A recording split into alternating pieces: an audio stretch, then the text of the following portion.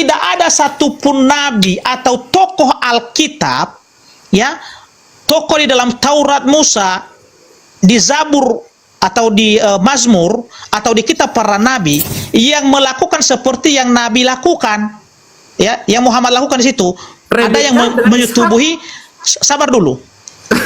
Ada yang menyetubuhi, ya, perempuan atau wanita yang berumur 9 tahun, nggak ada, ya, nggak ada, ya, nggak ada. Sudah, saya tanggapi ya. Jangan memaksakan apa ya, zaman dulu harus sama dengan zaman sekarang. Itu Bapak sudah cacat logika. Tradisi dulu dengan tradisi sekarang itu disamakan, tidak bisa. Kalau Bapak misalnya baca tentang Ishak dengan Rebecca, ya, yang menikah, Rebecca itu umurnya 3 tahun, Pak. Ishak umurnya datanya Pak Ustadz, mana datanya? Santai dulu, jangan kejang-kejang. Oke. Iya, jadi begini Pak Ustadz, siapa yang diskusi sama saya ini? Pak Ustadz Yusuf Pei atau Wafi? Ustadz Wafi aja. Kita ngobrol santai aja. Ngobrol santai. Ya, baik. Jadi saya dengar-dengar dari bawah tadi Pak Ustadz itu mengatakan bahwa babi itu haram, ya kan? Dan ada alasan-alasannya kenapa? Karena babi ini memakan yang kotor-kotor, ya. Salah satu. Jadi ya, itu salah satunya, ya. Jadi kalau dalam ayat Alkitab itu memang ada dijelaskan, ya, di Imamat 11, ya.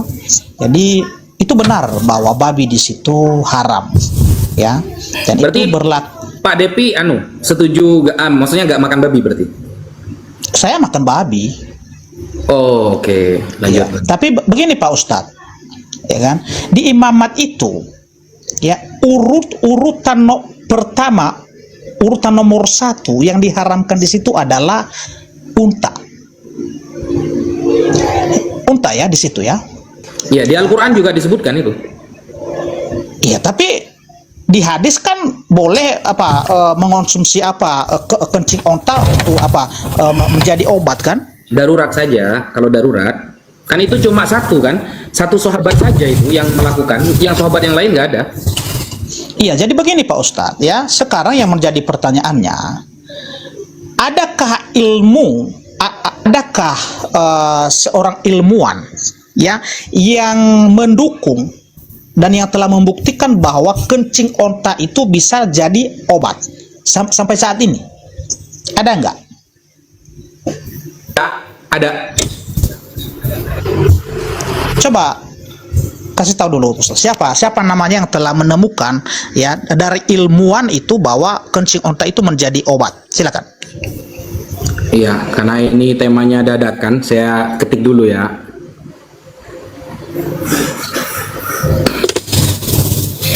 Sampean buka. Bentar.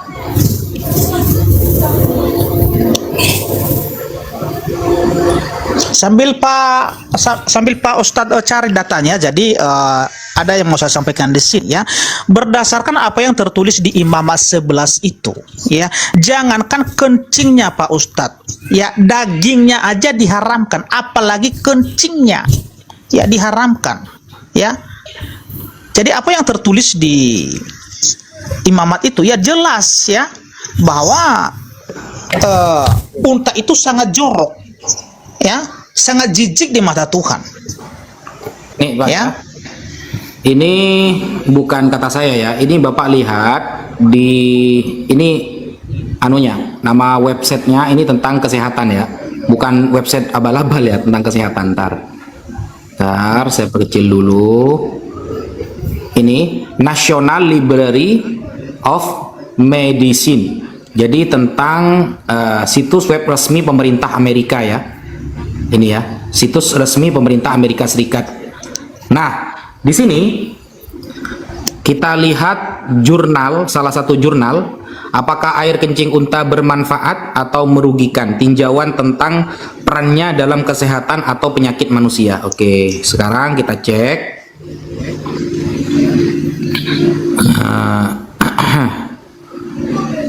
Nih, air kencing unta telah digunakan di, ini aslinya berbahasa Inggris ya, saya terjemah. air kencing unta lebih digunakan di Irak, Yordania, dan semenanjung Arab untuk tinjauan pengobatan selama berabad-abad sebagai bagian dari pengobatan. Bakhtiar Nasir, seorang ulama Islam, menganjurkan konsumsi air kencing unta. Ia mengklaim, ini klaim satu orang ya, pencampuran air kencing unta dan susu memiliki manfaat pengobatan. Sedangkan Abu Yusuf, seorang murid ahli hukum Imam Abu Hanifah berarti jatuhnya di Irak, mengatakan bahwa tidak ada salahnya menggunakan air kencing unta untuk pengobatan. Ini di dalam Williams 1994. Jadi ini gabungan beberapa pendapat yang dilansir oleh website ini.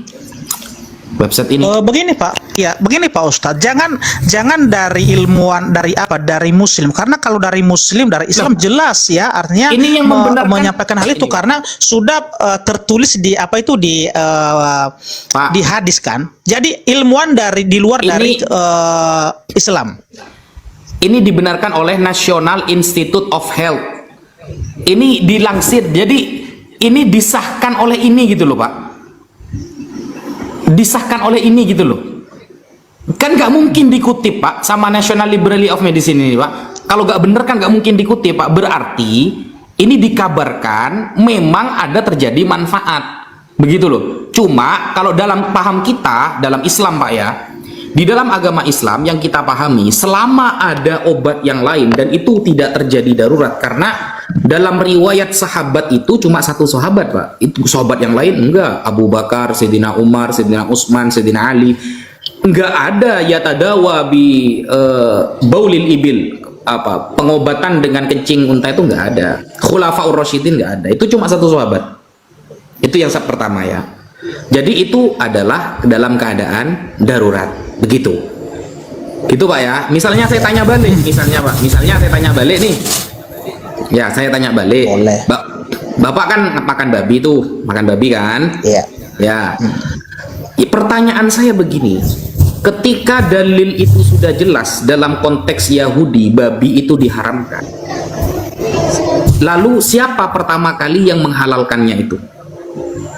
Coba. Iya, kalau di dalam ayat Alkitab, khususnya di Perjanjian Baru, di Injil ya, itu Tuhan itu sendiri yang berbicara di sana. Di mana datanya? Ya, ada di Matius 15 ya, ayat yang ke 11. Dan coba dibaca. Ada nanti, ya saya bacakan ya.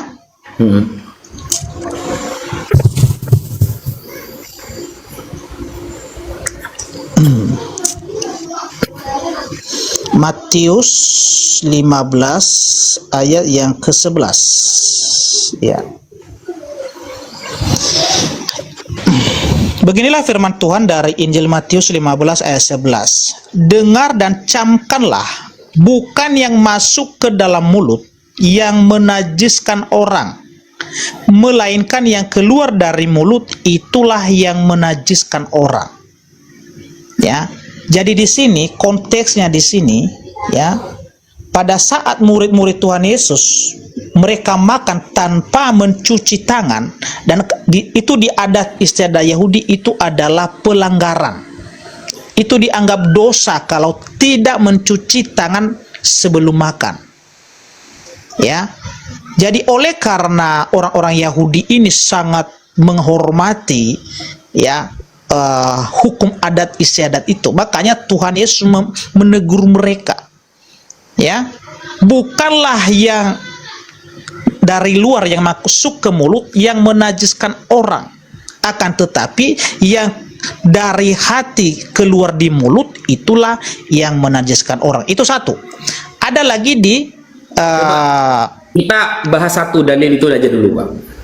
Oke. Ya, saya sebagai orang normal membaca Pak ya, orang normal yang membaca dengan bahasa Indonesia, ayat itu bukan untuk pengharaman babi sebenarnya kalau bagi saya, dan bahkan pendapat saya itu didukung oleh Kristen Advance.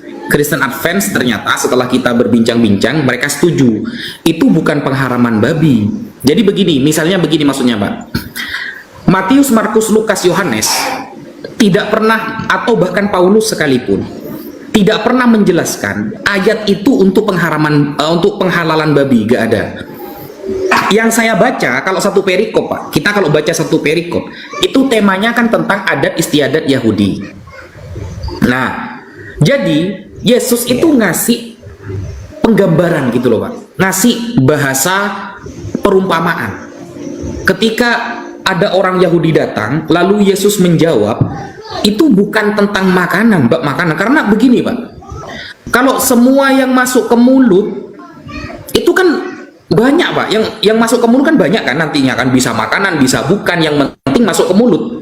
Karena itu tidak ada kata-kata makanan di dalam jawaban Yesus, tidak ada kata-kata makanan. Berarti semua apapun yang masuk ke mulut, maka itu tidak tidak haram, kata Yesus. Itu sebenarnya kalau kita pahami secara seksama, itu Yesus sedang mengajarkan tidak boleh menghina gitu loh, tidak boleh menghina, tidak boleh mencaci maki. Itu bahasa kiasan. Karena pengharaman babi itu tekstual, Pak. Tekstual, bahasa pengharaman babi tekstual. Gitu loh. Dan Yesus sudah mengatakan satu titik iota pun kan tidak akan dihapuskan hukum Taurat kan. Itu yang kedua. Yang ketiga, jawaban Yesus dalam Matius itu bukan tentang makanan. Kenapa? Karena itu sifatnya lebih umum, Pak. Sesuatu yang apapun yang masuk ke mulut. Dan itu ternyata konteksnya tentang melaknat, mencaci maki, menghina, dan lain sebagainya. Itu seperti itu yang saya pahami ya. Tapi kalau Bapak itu memahami semua makanan halal, padahal makanan ada yang beracun, makanan itu ada yang expired, makanan itu juga ada yang membuat sakit perut dan lain sebagainya, nanti masuk semua karena terlalu umum, kaedahnya terlalu umum gitu loh, Pak, bagi saya. Monggo ditanggapi, Pak. Iya, baik. Iya, oke.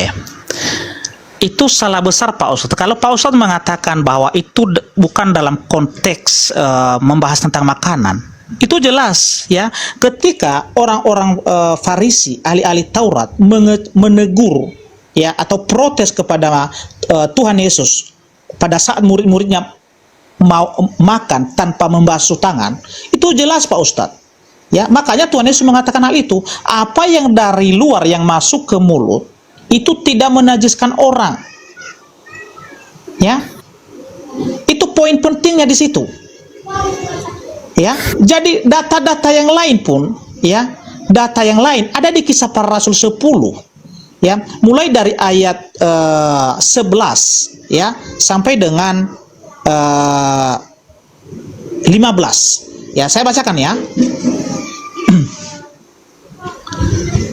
Kisah Para Rasul 10 ayat ke 11 sampai dengan 15. Beginilah firman Tuhan.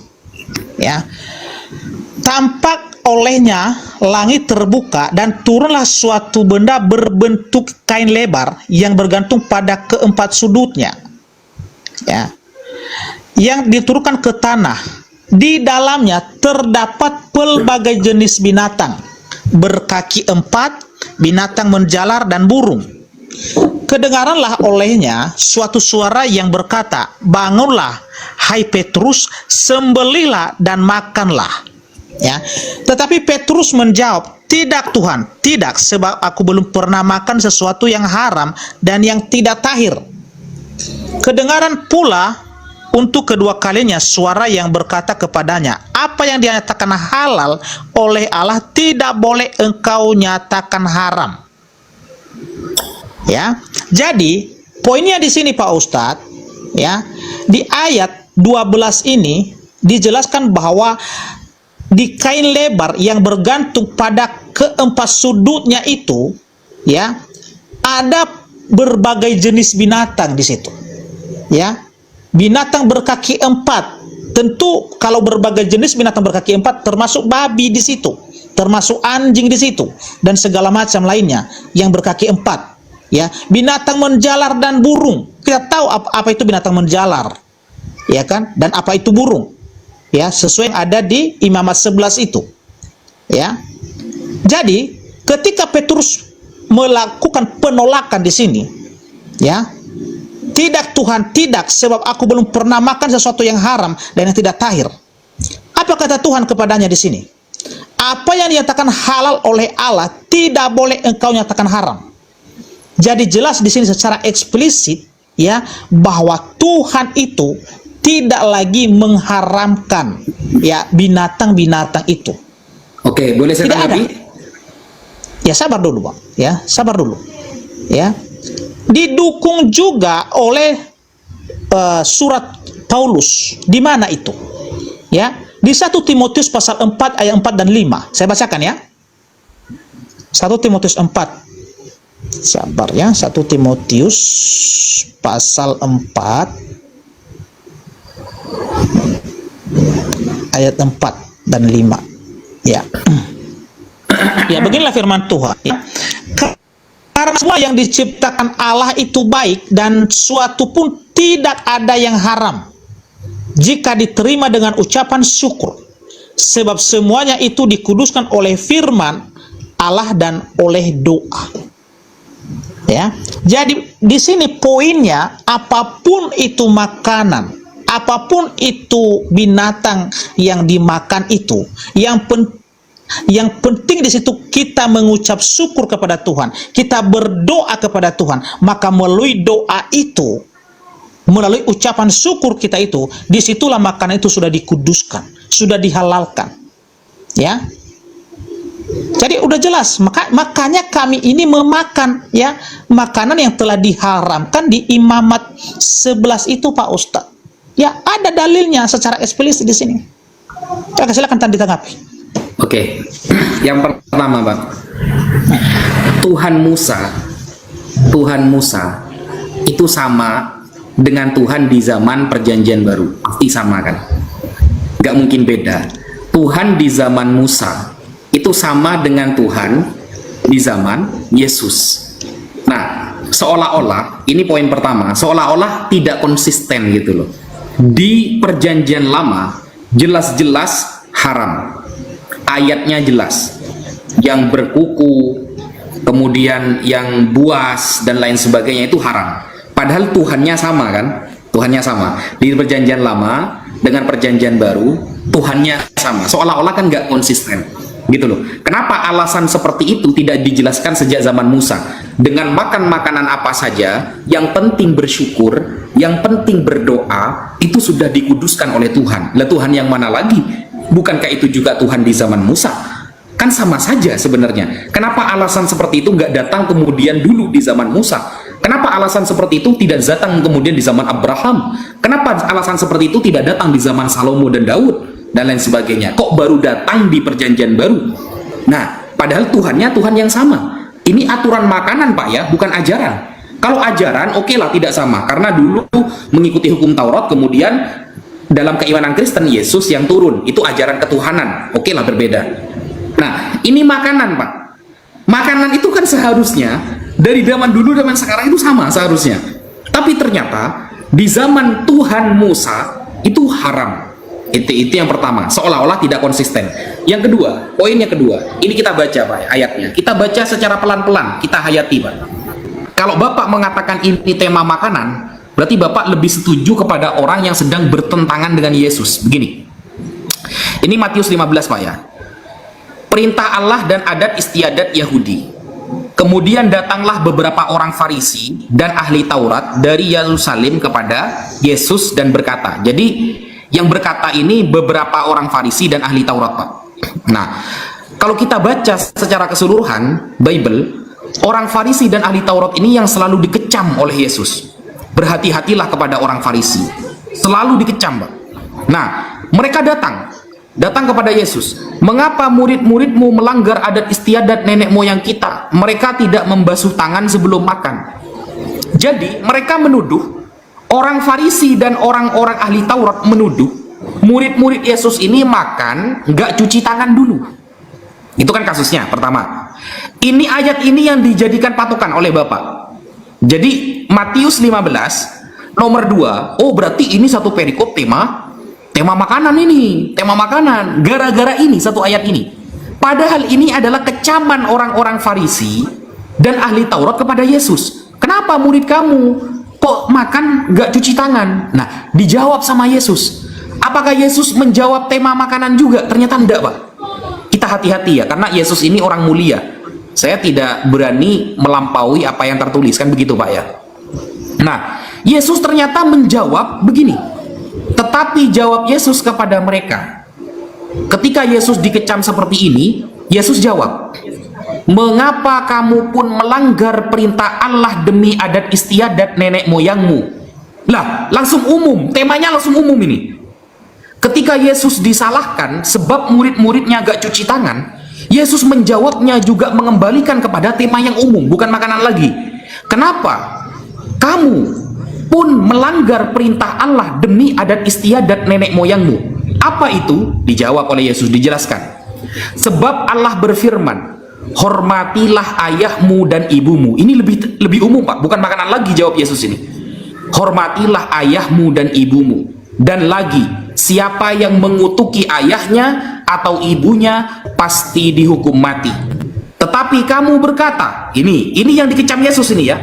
Tetapi kamu berkata, barang siapa berkata kepada bapaknya atau kepada ibunya, apa yang ada padaku yang dapat digunakan untuk pemeliharaanmu, sudah digunakan untuk persembahan kepada Allah. Ini lebih kepada kita harus taat kepada ayah dan ibu. Ketika mereka menyangkal tentang cuci makan, cuci tangan sebelum makan, ternyata Yesus menjawab tentang menghormati ayah dan ibu, taat kepada orang tua. Ini sudah umum. Yesus mengembalikan kesalahan mereka bukan pada makanan. Kalau Bapak berlandaskan ini, berarti Bapak ini mengikuti kecaman orang Farisi dan ahli Taurat kepada Yesus. Kalau ini intinya.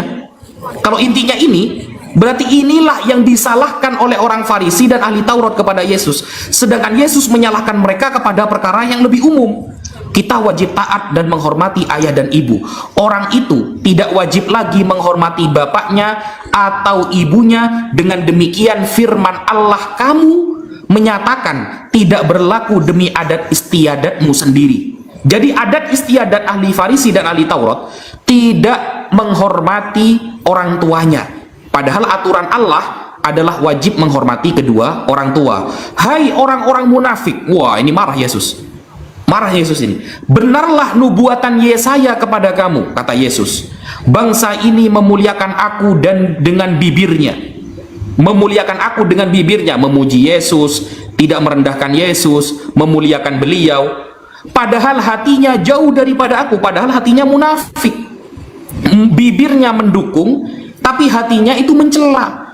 Percuma mereka beribadah kepadaku, sedangkan ajaran yang mereka ajarkan ialah perintah manusia. Mereka memuji Yesus, tapi ajaran mereka buat-buat sendiri, tidak pernah diajari oleh Yesus. Lalu Yesus memanggil orang banyak dan berkata kepada mereka. Nah ini, apa kata Yesus? Dengarlah dan camkanlah. Bukan yang masuk ke dalam mulut yang menajiskan orang, melainkan yang keluar dari mulut, itulah yang menajiskan orang. Ini temanya umum, Pak. Tentang caci maki kepada orang tua, tentang orang yang durhaka kepada orang tuanya, dan lain sebagainya. Karena ini jawaban Yesus ketika orang Farisi dan ahli Taurat mengecam cuci tangan sebelum makan. Begitu loh. Lalu diumumkan oleh Yesus pembahasannya, bahwa banyak dari kalian yang melanggar aturan Tuhan, kata Yesus.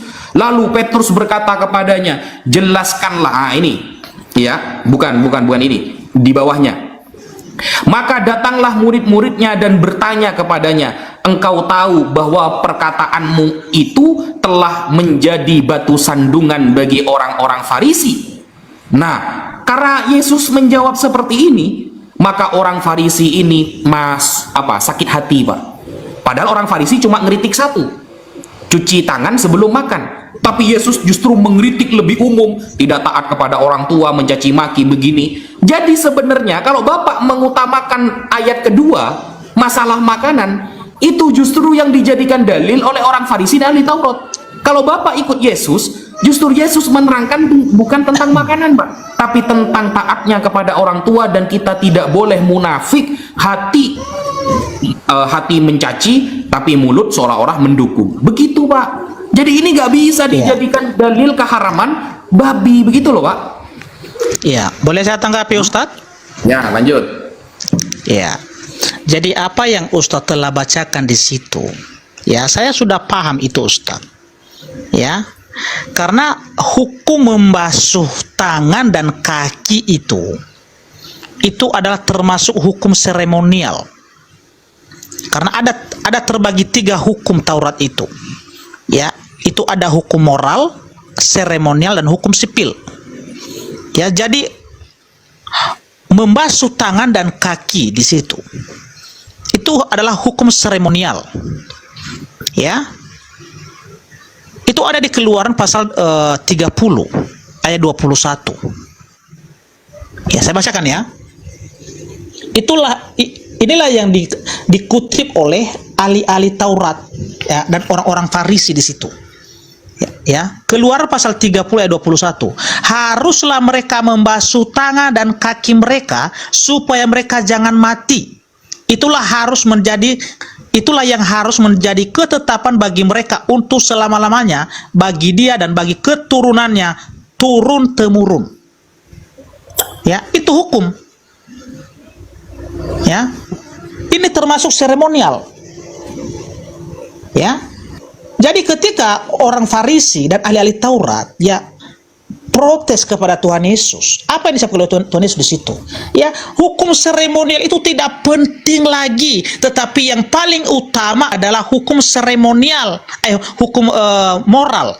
Hukum moral itu apa? Ya, hukum kelima di situ. Ya, urutan nomor 5, yaitu hormatilah ayahmu dan ibumu. Itulah yang paling penting. Untuk apa kau membasuh tanganmu, membasuh kakimu, membersihkan dirimu kalau engkau tidak bisa menghormati orang tuamu? Jadi itu yang paling utama. Ya, yang paling diutamakan itulah hukum moral. Ya, bukan hukum seremonial. Karena ya, sabar dulu ya. Ya, karena memakan daging babi itu ya, dan juga harus membasuh kaki dan tangan itu adalah hukum seremonial. Ya, jadi jelas Tuhan Yesus di situ bahwa hukum seremonial itu tidak berlaku lagi. Ya, tidak. Ya, yang terpenting adalah hukum moral di situ, bagaimana caranya menghormati orang tua. Makanya Tuhan Yesus berkata di ayat 11 itu, bukan yang dari luar yang masuk ke mulut yang menajiskan orang, akan tetapi yang keluar dari mulut. Ya, karena yang keluar dari mulut itu adalah dari hati. Ya, wah, ini nggak tahan kalian kalau membahas firman Tuhan kan? Ini udah nggak sanggup lagi Yusuf P ini dengarkan ini. Ya, karena kebenaran yang saya sampaikan ya.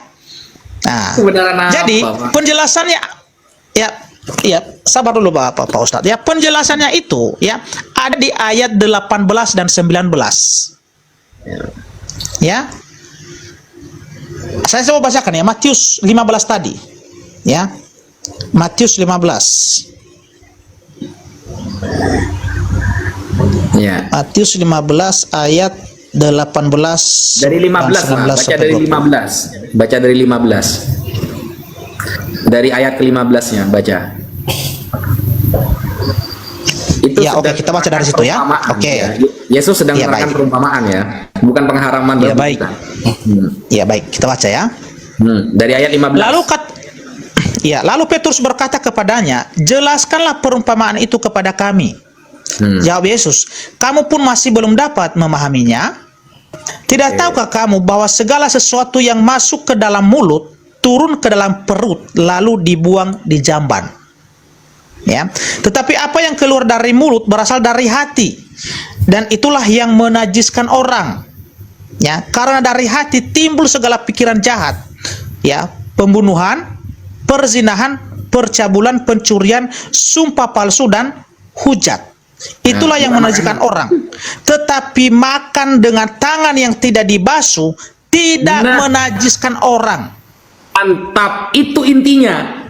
Jadi ini hanya membahas makan yang nggak basuh tangan, bukan semua makanan halal. Iya, bukan. itu sama hukumnya Pak Ustadz. Ya, sama hukumnya. Ya, di Keluaran pasal 30 ayat 21 itu sama hukumnya ya dengan apa yang ada di Imamat 11. Itu sama hukumnya Pak Ustadz. Pak, konteks perikop, kita kan katanya Bapak kan kalau membahas sesuatu sesuai konteks perikop kan. Di perikop itu, Yesus itu mengatakan bahwa kalau cuma masalah gak cuci tangan ketika makan, toh nanti makanannya jadi kotoran. Jadi itu Yesus sedang berdebat ya, berdiskusi dengan orang Farisi dan ahli Taurat tentang cuci tangan sebelum makan. Bukan menghalalkan sebuah makanan, bukan Pak. Makanya Petrus kan nanya ketika Yesus mengatakan, ini kita Pak ya, secara kesadaran penuh membaca satu perikop. Ini Petrus kan nanya ketika Yesus mengatakan begini, Yesus kan ngomong nih, tidak setiap yang masuk ke dalam mulut itu menajiskan, tapi yang keluar. Lalu ini kan bahasa perumpamaan kan. Jadi Yesus ini menggunakan bahasa perumpamaan.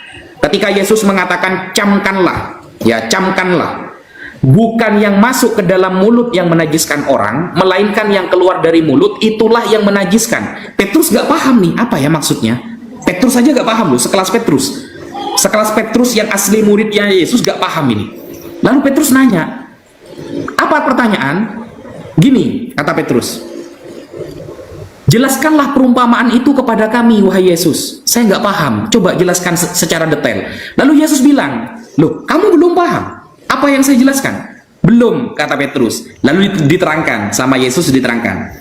Tidak tahukah kamu bahwa segala sesuatu yang masuk ke dalam mulut turun ke perut, lalu menjadi kotoran. Tetapi apa yang keluar dari mulut berasal dari hati, itulah yang menajiskan. Contohnya seperti apa yang keluar dari mulut? Seperti percabulan, perzinahan, pembunuhan, pencurian, sumpah palsu, dan hujat. Itu yang dikanter yang dapat menajiskan orang, maksudnya membuat orang berdosa. Tetapi itulah yang menajiskan orang, kata Yesus. Tapi makan dengan tangan yang tidak dibasuh, itu tidak bisa menajiskan orang. Jadi tema dalam perikop ini hanya membahas ketika orang Farisi dan ahli Taurat mengkanter, menghujat murid Yesus gara-gara makan gak cuci tangan. Makanya kata Yesus, kalau cuma makan gak cuci tangan itu gak bikin najis, toh ya makanannya jadi kotoran. Tapi yang sangat menghinakan adalah kelakuan mereka. Mereka melakukan perzinahan, ahli Farisi dan Taurat melakukan perjabulan, mereka melakukan begini dan begitu.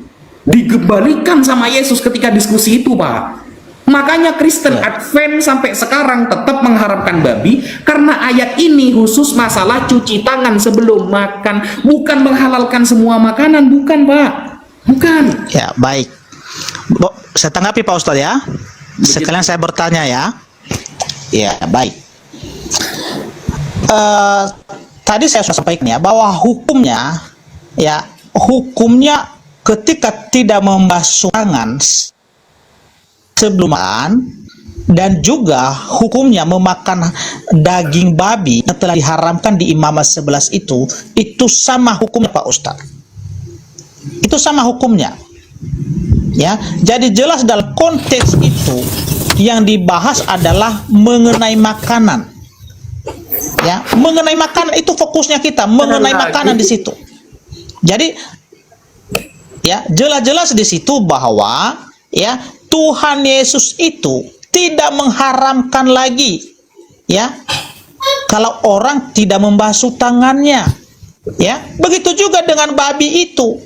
Ya, makanya diulangi lagi menyampaikan kepada Petrus ya di Kisah Para Rasul 10 ya, mulai dari ayat 11 tadi sampai dengan 15. Udah jelas di situ. Ya.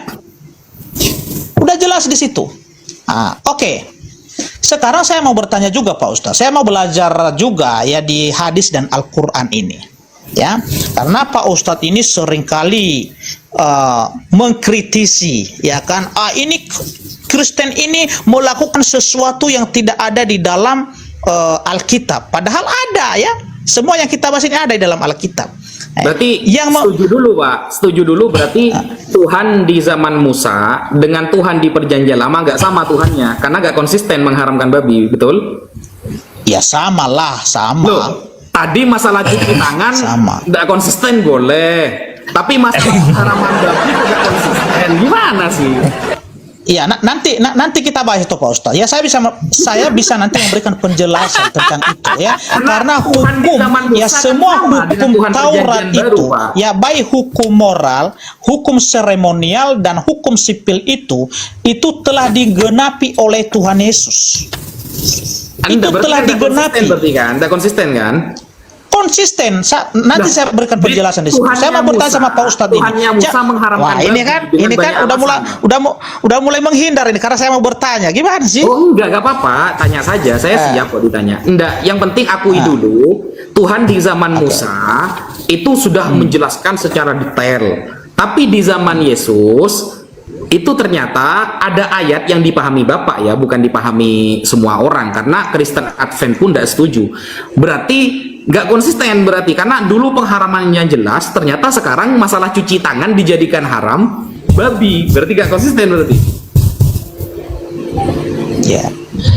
Iya katanya. Baik, nanti saya tanggapi itu ya.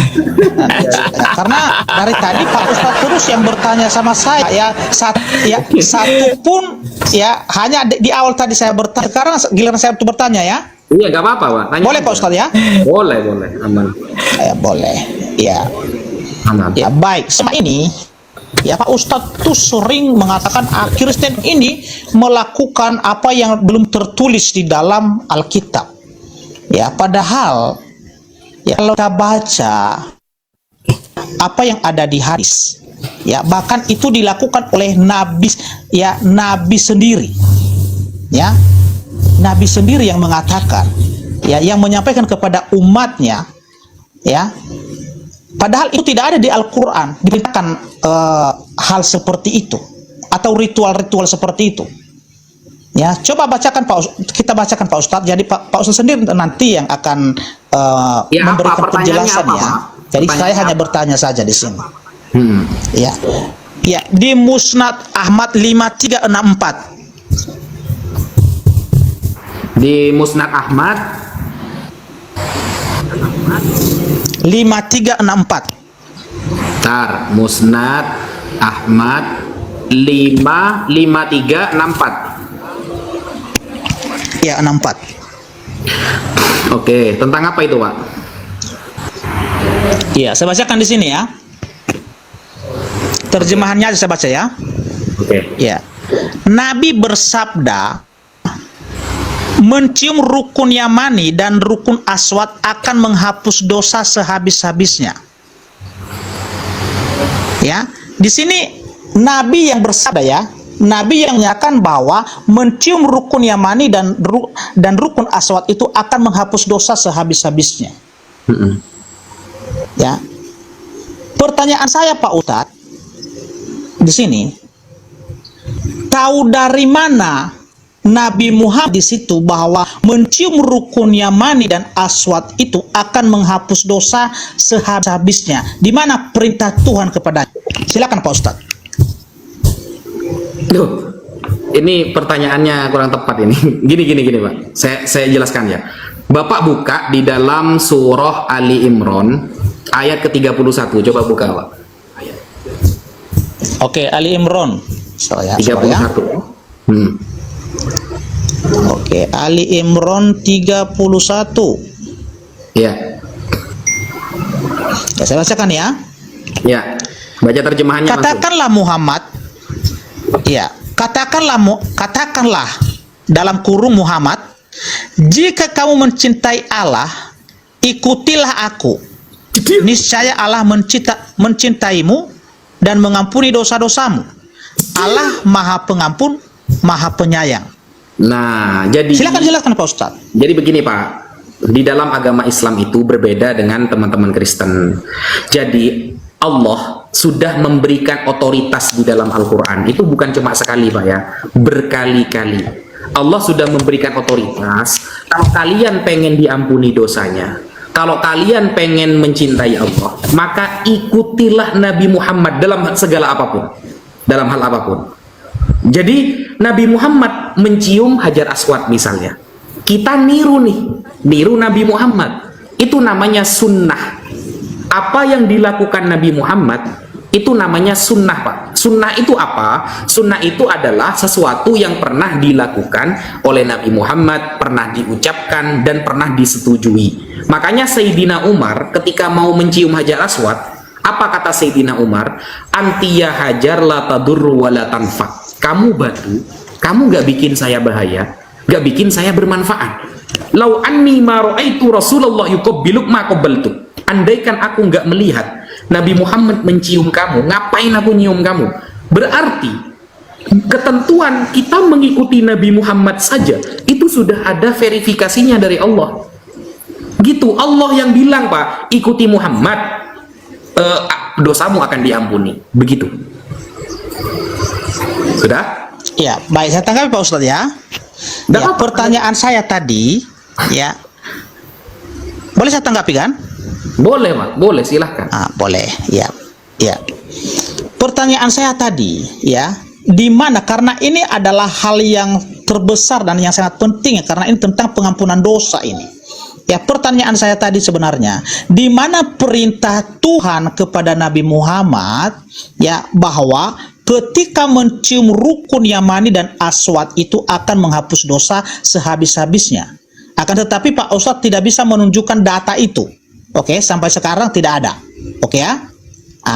Sekarang ada tadi di pernyataan Pak Ustadz bahwa semua yang dilakukan oleh Nabi itu apapun, maka itu yang diikuti oleh saudara-saudara Muslim. Oke, saya setuju itu Pak Ustadz. Jadi bagaimana sekarang, ya, ketika ya Rasulullah menikahi Aisyah yang berumur 6 tahun dan menggaulinya pada umur 9 tahun. Oke. Apakah bisa diikuti semua umat Islam di seluruh dunia saat ini? Ya. Apa yang dilakukan oleh Nabi Muhammad itu sekarang?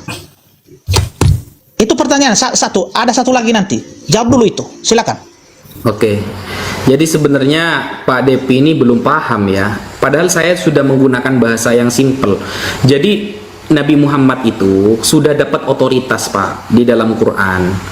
Jadi kalau mengikuti beliau, itu kita diampuni dosanya. Kenapa? Di dalam Al-Quran ada, Pak, ada ayat. Innal hasanat yudhibnas sayyiat. Pekerjaan-pekerjaan baik itu dapat menghapus dosa. Jadi bukan hanya rukun Yamani, bukan hanya rukun Aswad, bukan hanya sholat, tapi sodakoh dan apapun kebaikan yang kita meniru Nabi Muhammad itu dapat menghapus dosa kita. Jadi konteksnya itu mengikuti Nabi Muhammadnya, bukan rukun Aswadnya, bukan rukun Yamaninya, bukan sholatnya, tapi mengikuti Nabi Muhammadnya itu yang menjadi tolak ukur. Gitu loh. Karena Nabi Muhammad sudah dapat jatah oleh Allah. Ikuti nih putusan Nabi Muhammad. Namanya, kalau kamu ikut ini, dosamu diampuni. Kan gitu kan? Kan sudah jelas itu sebenarnya. Nah, kemudian makanya saya mengatakan pertanyaan Bapak salah di awal. Yang kedua, menikahi Sayyidah Aisyah. Ini namanya logical fallacy, Pak. Kan Bapak seolah-olah pengen begini kan. Menikahi anak di bawah umur kan zaman sekarang nggak etis. Nah, begini Pak. Nabi Muhammad SAW itu hidup 1400 tahun yang lalu, ya. Otomatis aturan di zaman itu dengan aturan di zaman sekarang itu jauh berbeda. Jauh berbeda. Saya bisa menunjukkan Maria dengan Yusuf menikah itu umurnya 90 tahun dengan 12 tahun. Maria ibunya Yesus dengan Yusuf, ayah bukan biologisnya tapi ya, ayah yang didatangkan itu menikah antara umur 90 dengan 12 tahun. Apakah saat itu aneh? Ya enggak. Aturan dulu dengan sekarang beda, Pak. Nah, kemudian begini. Apakah menikahi seorang wanita misalnya ya dengan umur segitu itu diperbolehkan? Nah, di dalam hukum nikah, syarat nikah itu satu, saksi. Dua adalah taik. Taik itu bagi suami adalah mampu membiayai dan mampu memberi mahar ya, dan orang itu memang butuh karena takut jatuh terhadap perzinahan. Nah, seorang perempuan yang dinikahi itu minimal dia itu mampu untuk dikumpuli, maksudnya dijima. Jima itu kalau bahasa sekarang ya hubungan pasutri ya, mampu. Makanya Rasulullah akad menikah dengan Sayyidah Aisyah itu umur 6 tahun dan berkumpul ketika awal beliau haid. Wanita kalau sudah haid, Pak, kalau sudah haid berarti sel telur itu sudah mampu untuk menerima air mani, itu sudah mampu. Jadi wanita disebut dewasa ketika sudah menjelang masa haid, sudah terjadi haid. Sayyidah Aisyah berkumpul dengan Rasulullah itu bukan ketika anak kecil, tapi ketika sudah dewasa, karena umurnya sudah 9 tahun. 9 tahun itu berarti dia sudah awal mula terjadi haid. Kalau sudah terjadi haid berarti sudah dikatakan dewasa. Itu dalam Islam. Dalam Islam, wanita dewasa adalah wanita yang sudah haid, minimal umurnya 9 tahun. Fakta, dokter zaman sekarang semuanya mengatakan wanita itu bisa haid dan bisa menerima sel telur dari laki-laki itu minimal umurnya 9 tahun. Itu sudah keluar darah.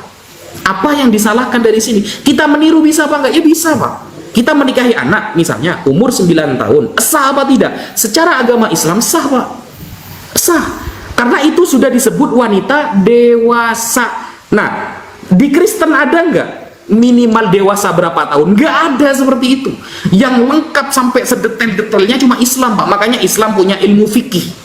Kitab di belakang saya, ini kitab di belakang saya, ini kitab-kitab fikih dan kitab hadis yang menerangkan kapan wanita dikatakan balik, kapan wanita dikatakan dewasa, kapan wanita sudah bisa menerima sel telur dari laki-laki, itu lengkap.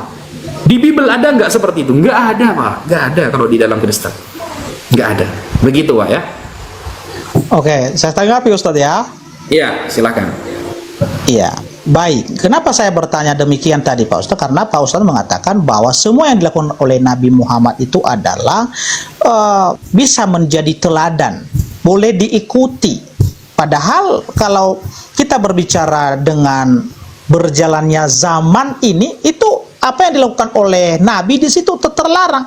Ya, di hukum Indonesia sekarang ini itu udah dilarang. Kalau ada yang menikah umur 9 tahun, ya saat ini siap-siap Anda masuk penjara gitu. Ya, siap-siap Anda dipanggil oleh polisi, menjadi tersangka dan sampai menjadi menjadi narapidana ya. Oke, itu ya, itu dulu. Ya. Sekarang ya, Pak Ustadz tadi mengatakan ya ada di kitab suci kami ya, Yusuf umur 90 tahun dan Maria berumur 12 tahun. Saya nggak bilang kitab suci, tapi fakta sejarahnya. Fakta sejarah. Iya. Bukan dalam Alkitab. Bukan, nggak ada di Alkitab.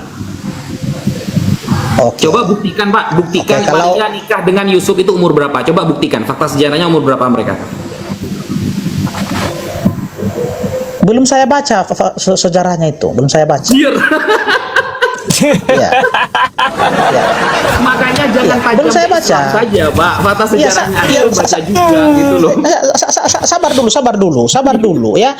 Kita di sini ya bukan membahas sejarah ya, akan tetapi yang kita bahas di sana kitab suci. Oke?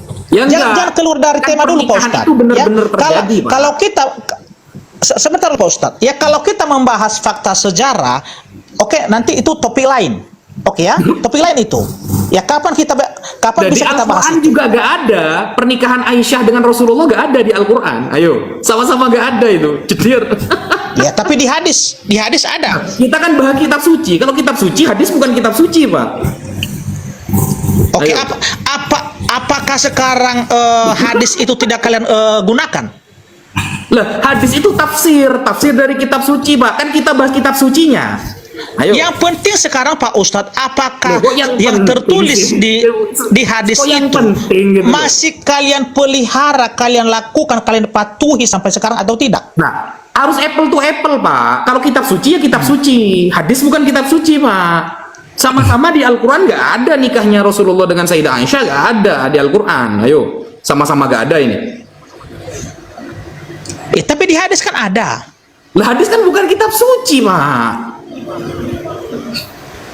Kita kan apple to apple, Lalu kan? Kalau Bible, lalu yang menjadi pedoman, ya, lalu kalau yang menjadi pedoman, ya, oke, saya ikuti Pak Ustadz sekarang, oke, berarti yang kalian patuhi, yang kalian ikuti dan kalian lakukan saat ini hanya yang ada di Al-Quran, bukan gitu. Sampean salah Pak ngomongnya. Wah, itulah Gini, dia makanya. Saya jelaskan ya, saya jelaskan. Hah. Gini, misalnya gini Pak, kalau harus apple to apple, jangan nggak adil Pak. Kalau bandingannya Bible, ya Al-Quran bandingannya, karena sama-sama dianggap kitab suci. Lah, hadis ini adalah syarhun, ya penjelas, maksudnya itu yang menerangkan isi Al-Quran. Kalau yang menerangkan isi Bible apa? Contohnya tafsir Matthew Henry, kemudian tafsir Yerusalem, baru banding nih dengan Al-Quran, dengan hadis, karena hadis adalah syarah dari Al-Quran, maksudnya menjelaskan isi Al-Quran. Maka sampean kalau mau membandingkan hadis, begini, kalau membandingkan hadis, misalnya seperti ini banding dengan hadis. Nih ya, nih, ini website dari ulama-ulamanya orang Kristen ya. Usia yang layak untuk menikah. Pada saat pernikahan mereka, Maria mungkin masih remaja dan Yusuf tidak jauh lebih tua. Menurut teks-teks rabbinik, orang tua didorong untuk melamar anak perempuan mereka sekitar usia 12 tahun. Ya, sekitar usia 12 tahun. Makanya prasasti abad pertama yang mencantumkan usia perempuan saat menikah umumnya menunjukkan 12 tahun. Maria di sini umur 12 tahun. Nah, ini bukan kata saya, ini kalau kita cek biblical, ini ya Biblical Archaeology Society. Nah, data tentang Maria umur 12 tahun dan Yusuf umur 90 tahun itu banyak datanya. Nah, Ya, ini baik. Oke Pak Ustadz, boleh saya tanggapi Pak Ustadz? Begitu loh, jadi jangan mentang-mentang. Boleh saya tanggapi Pak Ustadz? Tunggu dulu, santai dulu ya. Nanti mentang-mentang hadis, loh, hadis kan diyakini juga sama umat Islam. Nah, tapi kan para ulama, para bapak-bapak gereja kan juga diyakini oleh teman-teman Kristen. Tulisan-tulisan bapak gereja, kemudian penjelasan-penjelasan para profesor, doktor, arkeolog semua yang lain yang mendukung isi Alkitab kan juga dipercayai oleh teman-teman Kristen gitu loh. Ayo. Oke, saya tanggapi ya. Jangan dipotong-potong Pak Ustadz ya. Kita santai ya. Oke. Berdasarkan apa yang ditunjukkan oleh Pak Ustadz tadi, ya, di situ kan umur Bunda Maria 12 tahun. Oke ya, jelas di situ ya. Itu benar. Nah, di umur 12 tahun itu Bunda Maria belum disetubuhi oleh Yusuf. Belum. Ya, sekalipun Bunda Maria di situ ada datanya. Hah? Datanya ada. Kalau 12 tahun itu belum disetubui, ada datanya. Ya, buktinya ketika Data, ketika bukti, Yusuf data. Ada bertunangan dengan gimana? Data ada nggak datanya? Ya ada dong. Mana datanya? Di Matius. Ya, di Matius. coba dibaca. Oke, saya bacakan ya. Datanya. Ya. Ya. Oke, bentar. Sabar. Matius 20. Saya.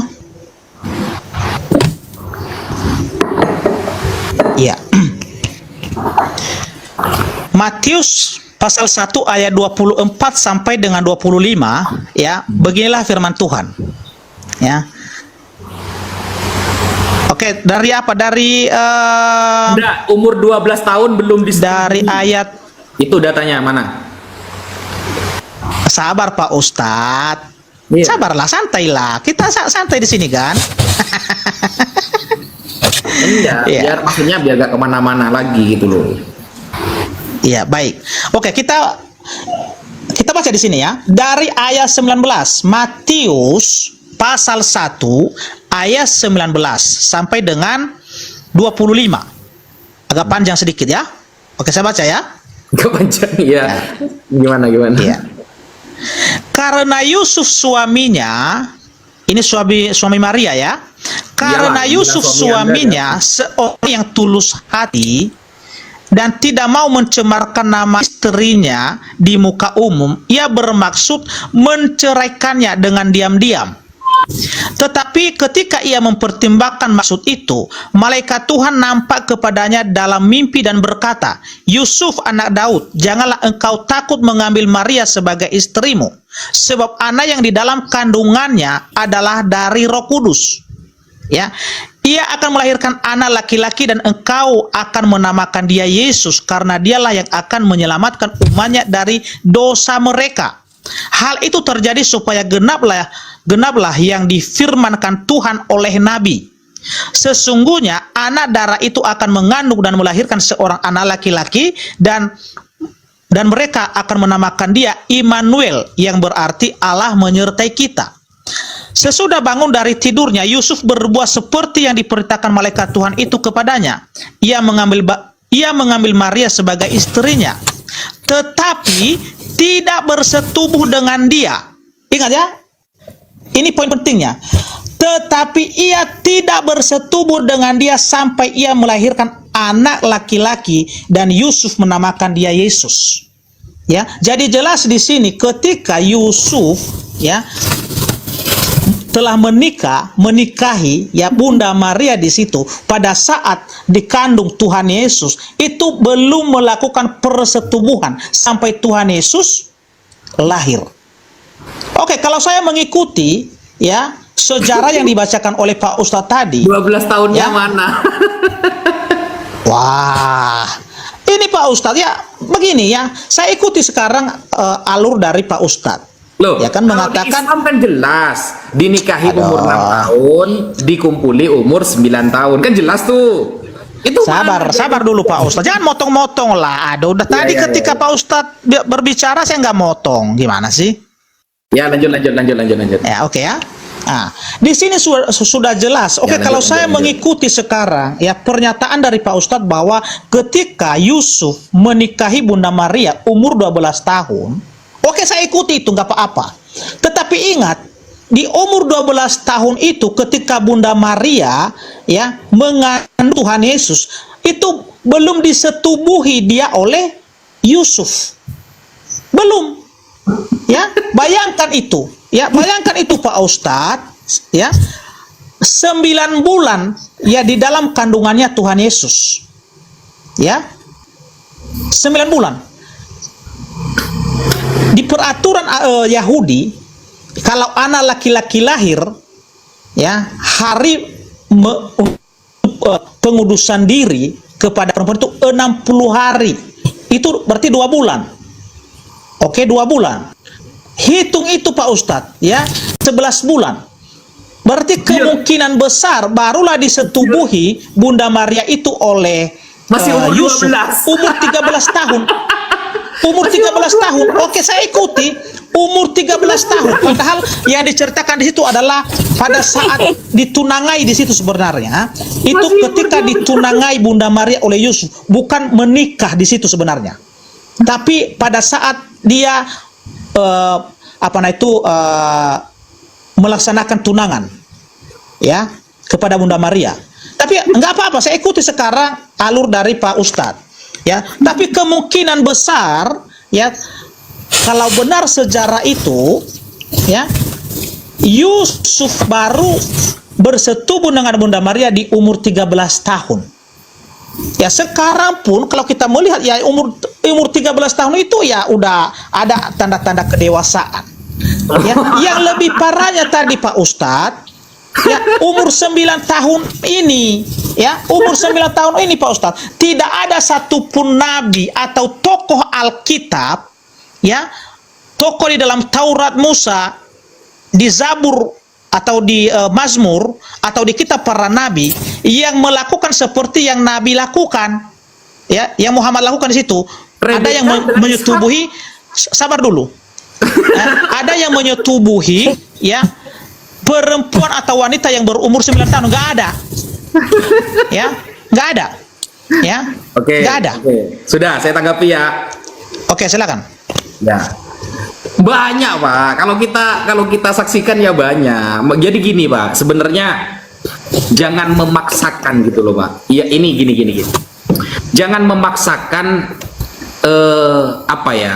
zaman dulu harus sama dengan zaman sekarang. Itu Bapak sudah cacat logika. Di sana aja sudah cacat logika karena aturannya beda Pak. Kalau zaman dulu disamakan dengan sekarang aturannya beda. Raja-raja kekristenan menikahi anak di bawah umur itu Raja Richard misalnya.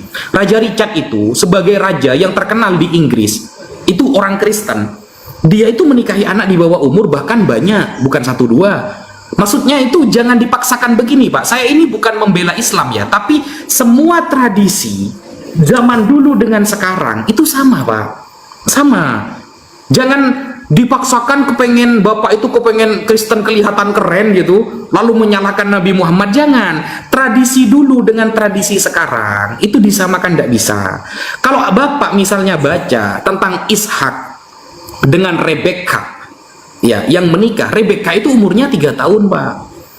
Ishak umurnya datanya Pak Ustadz, mana datanya? Santai dulu, jangan kejang-kejang. Oke, silakan Pak Ustadz, silakan. Oke. Iya, jangan kejang-kejang. Jadi gini loh, kalau kita lihat fakta sejarah, Rebecca, Rifkoh, kalau dalam bahasa Arab itu Rifkoh, ketika menikah dengan Sayyidina Ishak, punya 2 anak kan, yang pertama Esau, yang kedua Yakub. Dari pernikahan Ishak dengan Rifkoh, Rebecca punya 2 anak, yang pertama kembar sih, yang pertama Esau, yang kedua Yakub. Itu Rebecca itu umurnya 3 tahun gitu loh. Dan kalau bapak baca tentang tradisi Yahudi, niddah, bapak pernah baca niddah? Pernah apa enggak, Pak? Pernah baca Lanjut niddah? aja Pak Ustadz, nanti saya tanggapi. Nah, nggak pernah aja kan? dulu, Pak Ustadz. Di dalam tradisi Soalnya, Pak, Yahudi, Pak, di niddah, ya, anak perempuan bisa dinikahi itu umurnya minimal 3 tahun. Itu sudah bisa dinikahi. Saya tampilkan datanya. Nanti saya tampilkan datanya, Pak. Itu tradisi Yahudi. Kalau memang mau mengikuti tradisi Yahudi berbasis data, umur 3 tahun itu sudah bisa dinikahi. Makanya jangan sama-samakan aturan Indonesia sekarang dengan zaman dulu yang belum ada aturan teratur. Jangan. Bapak akan blunder pasti nanti. Itu yang pertama. Yang kedua, pertanyaan saya begini saja, Pak. Begini saja, biar kita adil ya. Wanita dewasa minimal umurnya berapa dan ciri-cirinya apa di dalam kekristenan? Pakai data. Saya akan menggunakan data juga, Bapak akan harus menunjukkan data. Wanita bisa disebut dewasa kalau bagi Muslim, wanita yang disebut dewasa ketika sudah mengalami menstruasi. Karena ketika sudah mengalami menstruasi, berarti sel telur itu sudah bisa masuk ke dalam rahim seorang perempuan dan bisa membuahkan sebuah anak. Itu sudah bisa. Itu cari di dalam kedokteran manapun dari ujung barat sampai ujung timur. Kalau sudah terjadi menstruasi, itu sudah bisa hamil. Sudah bisa hamil. Itu di dalam Islam. Datanya banyak di dalam kitab-kitab fikih. Nah, sekarang saya minta data di Bapak, wanita minimal bisa dinikahi umur berapa, ya, dan ciri-ciri wanita dewasa itu bagaimana? Monggo dijawab, Pak. Dijawab. Sebentar dulu Pak Ustadz, nanti saya jawab pertanyaan Pak Ustadz. Oke ya. Jadi narasi Pak Ustadz tadi mengatakan bahwa ketika Ishak menikahi Ribka umur 3 tahun, datanya di mana? Nanti saya jawab itu. Iya, setelah ini saya buka datanya, Bapak jawab dulu. Wah, ya sama-sama adil. Tunjukin dulu datanya itu, nanti saya jawab pertanyaanmu. Ayo. Oke. Bentar ya.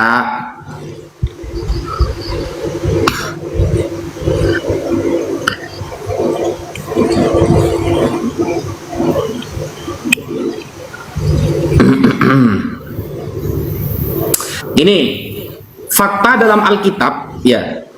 Usia Rebekah ketika menikah dengan Ishak. Ini ya. Begini, kalau kita buka misalnya dari Kejadian 17 nomor 17. Kita buka dulu Kejadian 17 nomor 17. Nah, oke, di sana Sarah istri Abraham. Kejadian berapa Pak Ustadz? Kita buka sama-sama, kita buka data. Kejadian 17 nomor 17. Oke. Saya bacakan di sini ya. Ya. Oke.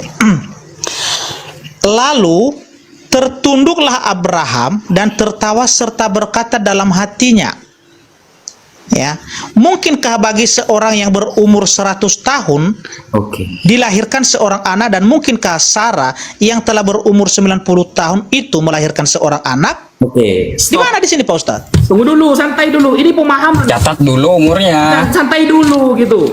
Nah, di sini Sarah umurnya 90, Abraham umurnya 100 tahun. Dikit ya, dicatat ya. Dicatat ya. Oke. Saya bantu catatan. Nah, catat Ustaz. Biar Ya. saya belajar Bible itu bukan hanya dari terjemahan, Pak ya. Catat. Nah, di Kejadian 17 nomor 17, Sarah umur 90, Abraham umur 100. Selisih 10 tahun di sana, ya.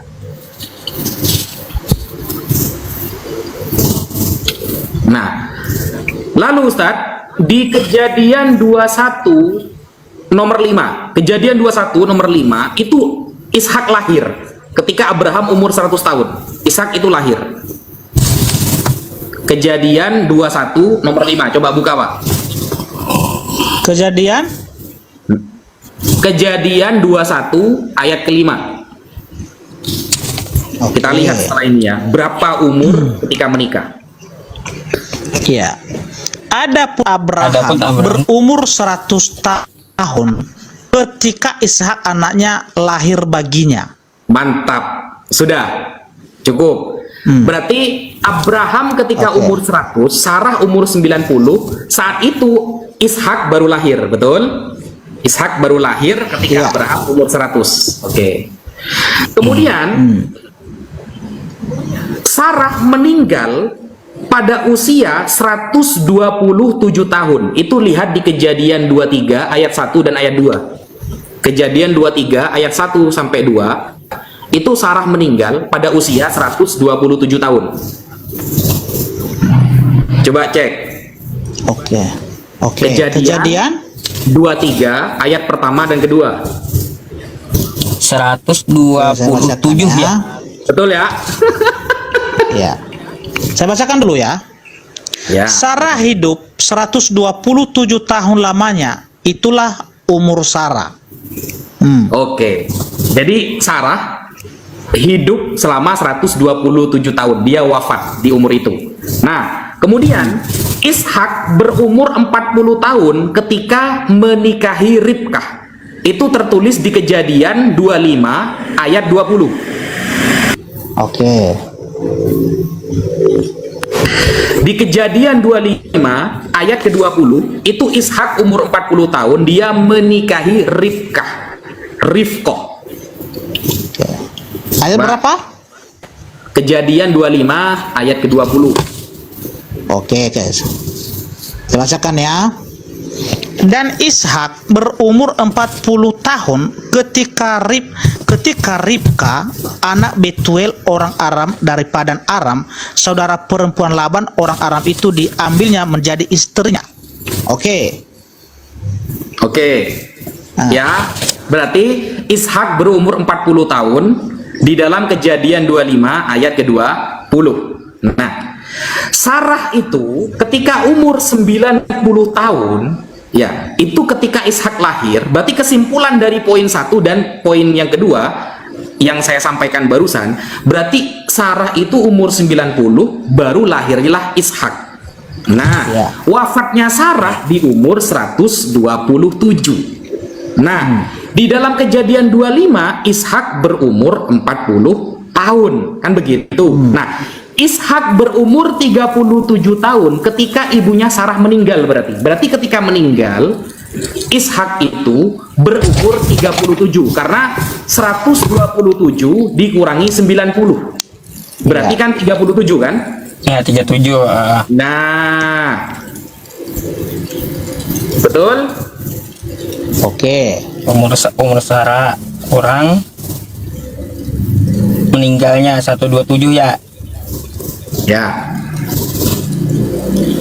Dengan 37 tahun. 37 tahun saat ibunya meninggal, maka ia berumur 37 tahun saat Ribkah lahir. Jadi begini, ya. Tradisi ini menganggap beberapa peristiwa terjadi secara bersamaan. Peristiwa ini contohnya misalnya pengikatan Ishak di atas mezbah, ya. di Moria itu terjadi pada Kejadian 22 nomor 9. Abraham diberitahu tentang kelahiran Ribka itu di Kejadian 22 nomor 20 sampai 23. Tulis Ustaz, kelahiran Ribka ya. Kelahiran Ribka itu di Kejadian 22 ayat 20 sampai 23. Kita baca ya. Ya. Kejadian 22 ayat 20 sampai 23. Itu Ribka lahir. Oke. Ribka lahir. Saya bacakan ya. Oke. Ya. Sesudah itu Abraham mendapat kabar ya, juga Milka telah melahirkan anak-anak lelaki bagi Nahor saudaramu. Di mana di sini?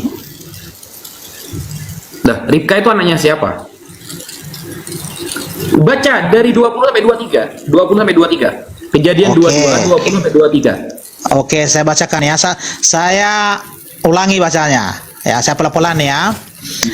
Sesudah itu Abraham mendapat kabar ya, juga Milka telah melahirkan anak-anak lelaki bagi Nahor saudaramu, Us anak sulung dan Bus adiknya, dan Kemuel ayah Aram, juga Keset, Hazo, Pildas, Yidlaf, dan Betuel. Dan Betuel memperanakan Ribka. Nah, Ya, itu kabar Sabar ya. kelahiran Ribka ya. ya. Kabar kelahiran Kedelapan orang inilah, ya, kedelapan orang inilah dilahirkan Milka bagi Nahor, Oke. saudara Abraham itu. Catat ya, Ribka lahir itu tertulis dalam Kejadian 22 ayat 20 sampai 23. Ya. Iya, betul. Sedangkan di Kejadian 22 ayat 9-nya saat itu adalah Ishak ada di atas Mesbah Moria sama ketika umur 37. Jadi Ishak umur 37, Ribka lahir. Gitu. Karena saat itu Ishak ada di atas Mesbah di Moria, itu Kejadian 22 nomor 9-nya. Di Kejadian 22 nomor 20 sampai 23-nya baru ada kabar Ribka lahir.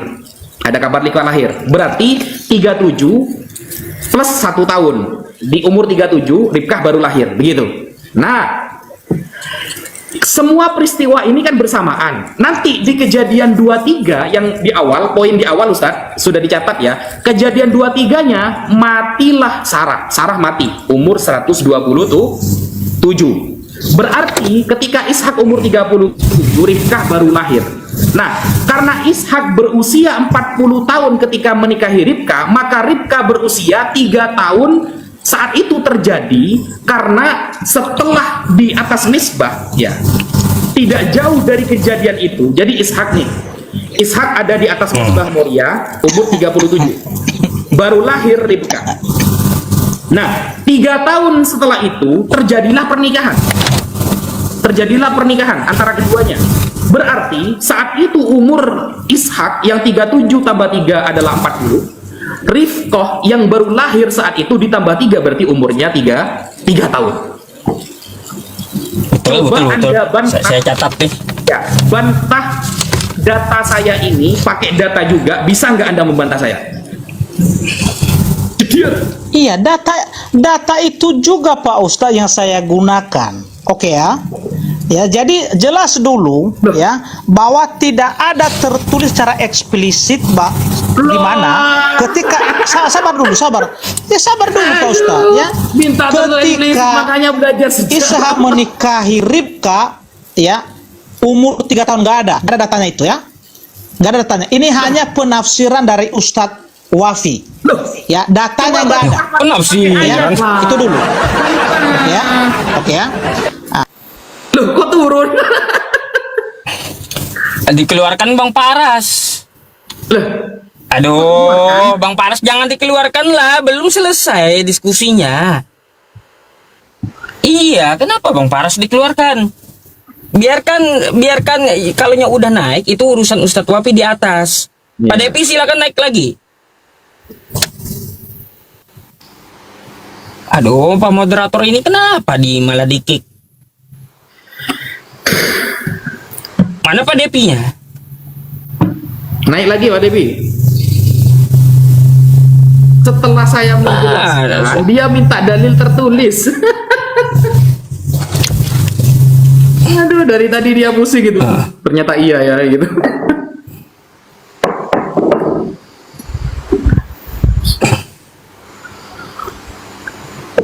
Nggak berani lagi Depi naik pasti.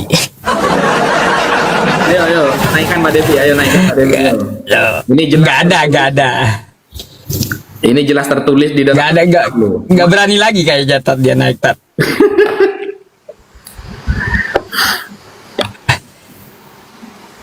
Iya, aduh. Nggak ada lagi dia minta naik. aduh. Lagi ngitung dia. Nggak ada lagi dia minta naik. Aduh, kesempatan lah kan dibikinnya kesempatan buat kabur lah Iya. moderator ini. Aduh. Iya, lagi ngomong kayak gitu Bang Pars, jangan di-kick lah. Ya. Kalau udah di atas Abang Pars menaikkan aja gitu. Gak usah di-kick. Kalau masalah nge-kick Ustadz Wafi juga moderator, dia bisa aja kalaunya udah nggak sesuai gitu. Aduh. Itu padahal tertulis loh ya. Dalam kitab sucinya tertulis. Cuma kita bacanya harus penuh. Saya catat juga nih. Ya itu. Dan Iya. di kejadian 22 sama 23 Ustadz, itu kabar tentang Ishak umur 37 sampai 40 plus pernikahannya. Plus pernikahannya. Jadi 3 tahun dengan 40 tahun, bayangkan. Iya, ini 40 nih, ini 40 nih. Coba kalau saya lihat catatannya ya. Nih. Ini kan Ishak menikah umur 40 tahun. Iya. Ini umur Sarah ketika meninggal, dan saat itu umur Ishak berapa? 37 kan? 37. Jadi 40 kurang 37? 3 tahun. Ya 3 tahun. 3 tahun dia menikah. 3 tahun umur Ribka itu dinikahi. Iya. Betul. Memang itu dalilnya. Gak berani lagi dia naik. Aduh.